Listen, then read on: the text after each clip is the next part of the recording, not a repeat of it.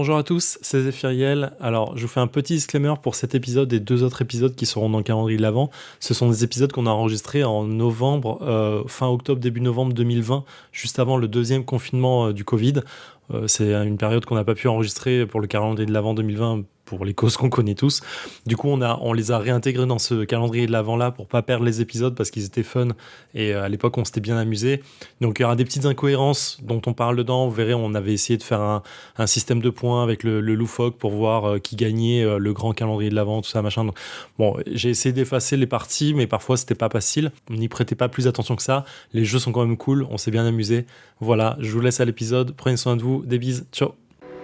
Bienvenue à bord du vaisseau Hypersensas.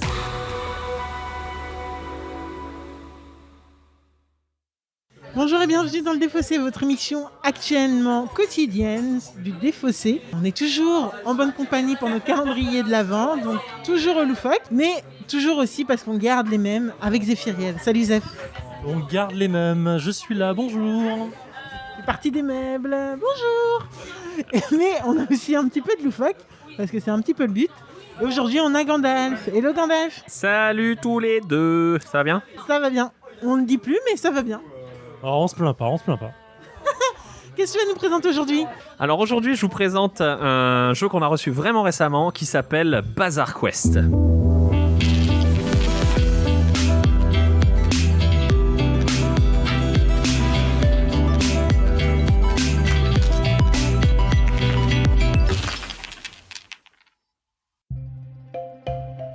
Alors, pour ceux qui ne connaissent pas, qu'est-ce que le Défaussé ? Le Défaussé, c'est une émission en 3 parties. Une première partie où Gandalf va nous expliquer comment on joue à Bazaar Quest, qu'est-ce qu'il aime dans le jeu, etc. Les petites dynamiques. Deuxième partie où on va jouer tout simplement. Et troisième partie, on va revenir avec Gandalf, toujours, pour écoutez, vous dire ce que nous, on en a pensé. Est-ce qu'on est prêt ? Totalement prêt pour moi. Alors Gandalf, explique-nous, qu'est-ce que Bazaar Quest ? Alors Bazaar Quest, Bazaar Quest, exactement. Bazaar Quest, c'est un jeu qui change un petit peu les codes, en ce sens que dans Bazaar Quest, on va devoir aller buter des monstres, un petit peu comme jusque-là, tout va bien. Voilà, c'est du quest, donc c'est du butage de monstres. Sauf que on n'est pas les aventuriers qui allons buter les monstres, on est les marchands qui allons équiper les aventuriers, et c'est ces aventuriers-là qui vont buter les monstres. Et si on équipe correctement les aventuriers, ils vont survivre et ils vont taper les monstres. Et ça nous donne du point de prestige. Puis on garde un petit peu nos clients. Exactement. Le but, c'est donc de faire en sorte que les aventuriers soient le mieux stuffés possible pour aller en quête et buter du monstre. Ce faisant, on gagne, nous, en tant que marchands, des points de prestige parce qu'on a correctement équipé les aventuriers. Et comme ils sont revenus, on en gagne encore plus. À la fin de la partie, le marchand qui a le plus de points de prestige va gagner la partie. Et s'il y a des égalités, c'est accessoirement le marchand le plus riche. Voilà. Ok. Alors comment est-ce qu'on récupère le meilleur stuff pour équiper nos aventuriers ? Eh ben, en fait, on va avoir une mécanique de draft. On aime. On aime, mais oui. On aime. Ça rassemble vraiment plein de mécaniques qui sont trop cool. Donc, il y a du draft sur les objets. Donc, nous, marchands, allons drafter les objets. Puis ensuite, on va afficher en vitrine un de ces objets-là qu'on a en main, qui va permettre d'attirer tel ou tel aventurier en fonction de ses affinités vis-à-vis de l'objet ou d'un autre, etc.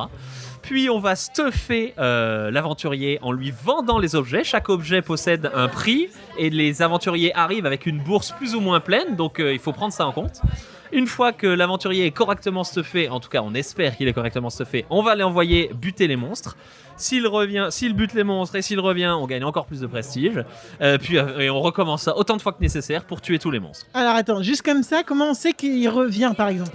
Les monstres ils tapent et si l'aventurier a suffisamment de défense par rapport au fait que le monstre tape, il revient. Donc en fait, on va quand même voir la phase d'attaque, quoi. Oui, il y a une phase d'attaque où les monstres ont autant de points de vie que nous sommes de joueurs. Donc en l'occurrence, il y aura 3 points de vie. Et les aventuriers sont vraiment des pécores, donc ils ont qu'un seul PV. C'est-à-dire ils prennent une attaque et c'est mort. Ah oui, d'accord, ils sont vraiment losers en fait. Mais je crois qu'Alex, t'as l'air assez motivé pour le jeu, Alex, ou pas ? Je le suis complètement, mais je croyais que t'avais des questions en fait. En fait, j'ai une question. C'est pas un coop ce jeu ? Alors, Pardon. Non, mais je crois qu'il essaie de me faire une prank, Zef. Il sait très bien qu'il n'y a que les vrais jeux qu'on vous explique, tu vois. Donc un coop la prochaine fois, mais dans une autre vie peut-être. Attends, on m'a pas expliqué ce jeu. Il me semblait que il y en a un gagnant où tout le monde perd. Ah, tu parles de cette mécanique-là, ouais. C'est pour ça que je vais pas parier sur ce jeu-là. Parce qu'en fait, on peut faire en sorte de faire perdre tout le monde. C'est-à-dire qu'il y a un nombre limité d'aventuriers dans le jeu, et si jamais tous les aventuriers sont morts, parce qu'on les a pas suffisamment stuffés, et ben personne ne peut gagner, même si vous avez plus de points de prestige que les autres. Zéphiriel, est-ce que t'es prêt? Je suis très très chaud et très excité par le jeu. Allons dans le bazar, allons dans la quête, allons dans Bazar Quest. Bah, il va te taper quand même. Oui, mais si j'arrive à 6, je gagne un point de prestige. Et si je me défends, je gagne un point de prestige. Oui, bien sûr. J'ai pas besoin d'aller au-delà de ça. En fait. Oui. Bon bah moi, En vrai,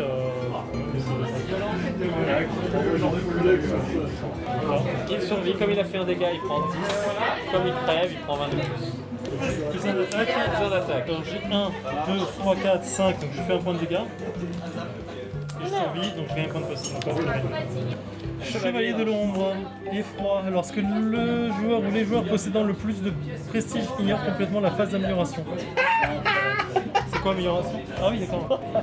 Ah, faut pas avoir beaucoup trop de points là. Ah, il tape à 5. Il faut taper à 5. Il fait mal. Ah, il fait mal, ouais. Hein. Bah non, il tape à 5. 3, 4, 5, 6, oui, ça, 7, 8, qu'est-ce que je te raconte? Comme il a tapé, il gagne 10 de plus. Exactement. Ensuite, est-ce que tu tapes? Alors, Mais ça m'énerve. de toute façon, je tapais 3, 4, 5. Ça tape. Est-ce qu'elle survit? Oui. 2, 3, 4, 5, 6. À moi.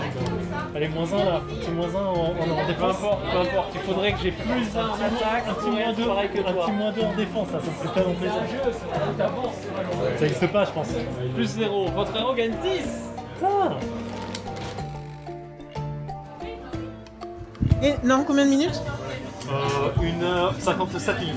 Ah oui. 50. Oh merde. Et nous voilà de retour dans le défaussé après 57 minutes de Bazar Quest. Alors, Zéphiriel, qu'en as-tu pensé? Eh bien, Zéphiriel, il vient de gagner, il vient d'écraser Ah Gandalf d'accord, il commence par ça. à 7 points Ok. d'écart, messieurs, dames. Nous remportons donc 2 points. C'était violent, c'était de la violence. Non, allez, que dire. C'est un excellent jeu, ça me fait penser à Moonlighter, c'est ce que je disais en Ouais, off. c'est ce que tu disais, alors explique-nous un petit peu. Moonlighter, c'est un jeu vidéo que je suis en train de jouer sur PS4 et que John Couscous du Contrecast adore d'amour, et je comprends parce que moi aussi je me suis pris d'amour pour le jeu. En vrai, c'est un jeu dans lequel en fait tu joues un marchand qui va en fait vendre. Il a sa boutique et il vend de l'équipement aux aventuriers aussi. Et du coup, la nuit, il va dans les donjons pour récupérer de l'équipement pour pouvoir le vendre le jour. Et c'est assez fun comme jeu, c'est très bien fait. Donc il y a le côté jeu aventure et côté commerce aussi qui est super intéressant. Et Le développement. commerce c'est intéressant vraiment. Ouais, c'est vraiment fun. Ouais, c'est vraiment Ah ouais fun. Tu veux, parce que tu dois trouver les prix et tout, à quel prix Ok. tu dois vendre les trucs et tout, ça c'est sympa. Et donc voilà, et ça me fait penser un peu à ça. Donc là, tu vas équiper, et franchement, la dynamique de jeu, de dire tu équipes les aventuriers, t'essayes de faire en sorte qu'ils crèvent pas, mais t'essayes de leur pomper au maximum le fric, même avec des objets de merde. Tu t'en fous de leur filer un casque de merde qui fonctionne pas, tu veux juste leur vendre. Et comme ça, bah, ça fonctionne, Ouais, mais tu bon, prends de la thune. si ton casque il leur enlève des trucs qui leur fait un plus après perdre. Ouais, mais si tu savais qu'il allait perdre, tu t'en fous.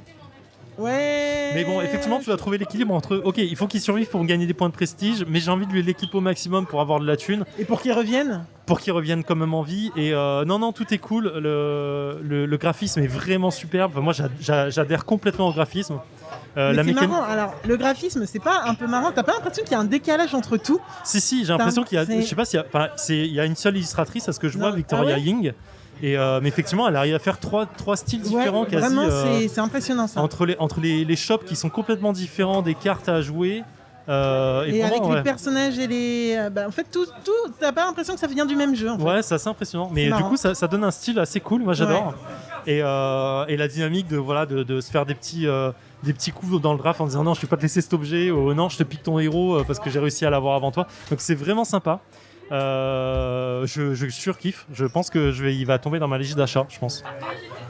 Direct. Mais de toute façon, clairement. le thème, de toute façon, Le dès que thème, j'ai vu le thème, je médiéval savais fantastique, que ce genre de truc, ouais, bien toi, sûr, ça parle. t'étais à fond. Ouais. Et toi, Alex, tu en as pensé quoi? J'ai bien aimé, mais très honnêtement, c'est pas le genre de jeu que moi, justement, je me dirais, je vais acheter. Mais clairement, je vois ce genre de jeu, je me dis, ouais, Zef, je l'offre à Zef, quoi, direct. Parce que je sais que c'est ton délire. Ça m'a pas empêché de bien m'amuser et d'essayer, mine de rien, quand même de shipper des trucs. Mais en fait, vous étiez beaucoup trop loin par rapport à moi très très rapidement. Et vous aviez l'air tellement de vous éclater avec les trucs, je vous ai un peu laissé en mode ouais, partez devant, je vous rejoins un jour. mais ça m'a pas empêché de m'amuser, d'admirer un petit peu le détail, qui est tantôt enfantin, tantôt super précis, super les petits monstres et tout. Je trouve que l'univers fonctionne super bien. Et rien que pour ça, bah écoute, moi c'est une très très bonne découverte. Après, ça me fait penser quand même, j'y ai pensé pendant le jeu, que ça devait être un mec un peu frustré, tu vois, en fait, il a fait un coop qu'il assumait pas, et donc il a rajouté des petits trucs. Ouais, non, ça va se faire des coups de crasse. Je veux pas que ça soit de la coop, tu vois. Parce qu'à un moment, j'ai failli vous dire, mais en fait, on est en coop, qu'est-ce qu'on fait? Et après, je voyais les points et tout, je me suis dit, ah non, c'est vrai, on n'est pas dans un jeu coop, et voilà. Mais ça me fait vraiment rire, et j'ai l'impression que ce monsieur aussi est un peu frustré de... Enfin, il a rassemblé plusieurs jeux en un, je trouve, et c'est assez cool et c'est marrant à... En fait, la dimension coop, coop, elle est coop dans le sens si tout le monde perd, s'il n'y a plus de héros, on perd, hein, donc on perd tous ensemble, mais un seul gagne, donc c'est une coop un peu asymétrique. Sur le monstre quand même. Mais je vois pas où est la dimension coop. En fait, tu penses pas aux autres, tu penses vraiment qu'à gagner en fait. Bah, tu tapes à plusieurs quand même. Ouais, ça, mais je me rends pas compte d'une partie où tu perds tous tes héros en fait. Vraiment, ça me paraît je sais ouf. pas Quoi. non plus, il faudrait avoir plusieurs parties. Mais... Alors, comme on est que 3, peu importe le nombre de joueurs, on joue toujours avec la totalité de toutes les cartes de héros. Ce jeu, il a ça de très bien, c'est qu'il se joue jusqu'à 6 joueurs. Et si tu joues à 6 joueurs, t'as 6 héros présents. Et je peux te dire qu'il en suffit de 2 parmi tous les joueurs qui se disent allez tous vous faire foutre, merde. Ça va très vite les héros qui meurent. Et dans ce cas-là, tu peux très très vite cycler le nombre de héros. À 3-4 joueurs, je pense que effectivement, on viendra jamais à bout de tous les héros parce que tu essaies quand même de les faire survivre. Mais à 5-6 joueurs, j'ai vu, moi, quand on me l'a présenté, j'ai vu 2 parties où ils ne sont pas allés au bout parce qu'il n'y avait plus assez de héros. Mais il faut être 5-6 joueurs. Ça, c'était une de tes grandes craintes que justement on bazarde un peu le truc et qu'on se dise on en a plus rien à foutre, on essaye de faire en sorte que tout le monde meure. Mais alors quel est l'intérêt de faire ça? J'ai pas compris pour le coup. C'est juste si t'es un mauvais joueur. Si t'es un mauvais joueur, tu dis on va pas tous gagner. Personne va gagner. Moi je suis pas en train de gagner et je peux faire en sorte que même celui qui est en train de gagner ne gagne pas. Ok. C'est un move de mauvais joueur. Mais c'est possible que quand il y a beaucoup de joueurs autour de la table. Ouais, franchement, nous connaissant, je sais qu'on n'aurait jamais fait ça. Dans l'idée, mais ouais, je vois. Mais du coup, c'est ce contexte-là que je vois pas arriver en jeu en fait. Dans un Cerbère, ça a un sens, tu vois, mais là. Ouais, là, je vois pas l'idée. Après, un truc que j'adore aussi dans les illustrations, c'est que on sent les références. Allez, vas-y. Hein? Non, vas-y. Non, du coup, parce que je le vois là sur la couve, mais il y a beaucoup de références pop culture. Enfin, là, il y a un chat qui est le chat de Sailor Moon, et Luna de Sailor Moon. Il y a plein des références dans tous les sens. Ouais, je pense que le Knight, on l'a cité au moins 2 fois. Il y a plein de trucs comme ça, et c'est super agréable en fait. Donc voilà, c'est bien fait, c'est assez bien fait pour que ce soit agréable, mais pas que ce soit franc. Donc c'est plutôt cool. Moi, j'adore. Mais c'est pour ça que je disais que c'était, je pense, quelqu'un, peut-être frustré, c'est peut-être pas le bon mot, mais quelqu'un qui a voulu mettre beaucoup de choses. Et il s'est éclaté à le mettre dans son jeu. Et quand on dit quelqu'un, en effet, on a oublié la fiche Wikipédia dans la première partie. Oui, alors, absolument. Gandalf, tu peux nous faire une petite fiche wiki Alors, Bazar Quest, c'est à partir de 8 ans et plus. Oui, c'est le bon âge. La mécanique de draft, elle nécessite de penser beaucoup plus loin, donc c'est au moins 8 ans. De 2 à 6 joueurs. 45 minutes de jeu. Bon, nécessairement, quand il y a beaucoup de joueurs, ça dure plus longtemps. Là, on a mis combien de temps? 57 à 3. Ouais, 57 à 3. On a réfléchi un petit peu quand même. On a papoté un peu, donc voilà. 45, et 45, faut envoyer. C'est de chez Renegades Ori Games et c'est un jeu donc qui a été créé par la famille. On ne sait pas leur lien, mais disons Jonathan et Victoria Ying. YNG, donc voilà, on l'a assez dit, c'est très beau. Donc Bazar Quest de chez Renegade Ori Games. Quand on dit que c'est très beau, c'est pas beau comme Parks ou comme des trucs qui peuvent être oniriques, féeriques un peu. Voilà, là c'est beau en mode en C'est dans mode, le thème. C'est dans le thème, c'est quoi. un thème très enfantin questien et très de jeunesse. Ouais, c'est un peu manga aussi. Ouais, il je fait un sais, trait un peu c'est- manga, quoi. One Punch Man. Ouais, c'est ça. Non. Ah, Ah oui. ouais, la BD française. Mhm. Ouais, Ouais, ok. je suis pas trop d'accord, mais ouais. De Vives. Parce que là, il y a de la couleur. Ça change tout. Mais ouais, bon, bref, en tout cas, c'est à regarder. Franchement, regardez parce que c'est le.